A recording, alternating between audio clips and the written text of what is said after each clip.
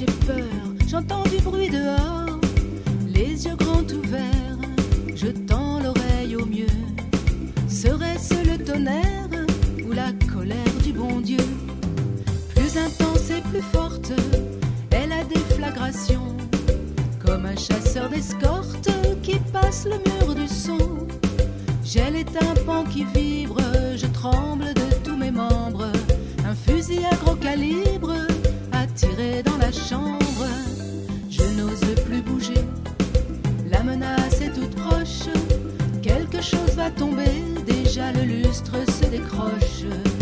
Le lit vacille et penche, agité de sursaut. Serait-ce une avalanche qui avance au galop?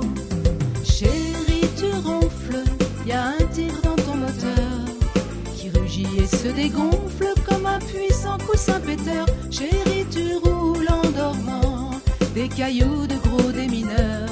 À moins que tu bosses en rêvant pour rénover notre intérieur. Mais c'est peut-être pas le bon moment de faire des trous au marteau-piqueur.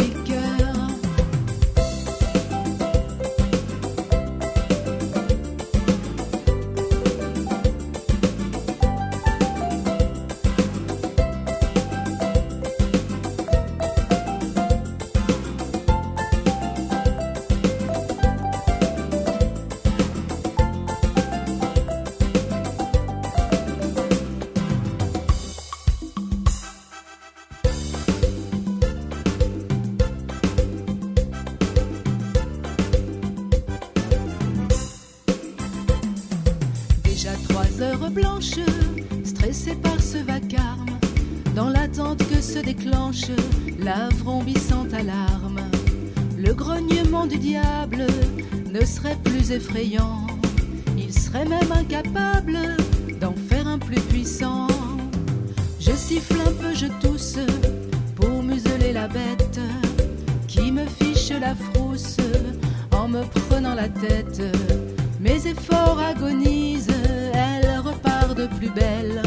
Ses vocalises frisent les 200 décibels. Des larmes de fatigue s'échappent de mes yeux. Si l'animal m'intrigue, j'aimerais dormir un peu. Le plafond se fissure, la maison tiendra pas. Demain matin c'est sûr, je serai sous une tonne de gravats. Chérie, tu ronfles, y a un tigre dans ton moteur qui rugit, qui se dégonfle comme un puissant coussin péteur. Chérie, tu roules en dormant, des cailloux de gros démineurs. À moins que tu bosses en rêvant pour rénover notre intérieur.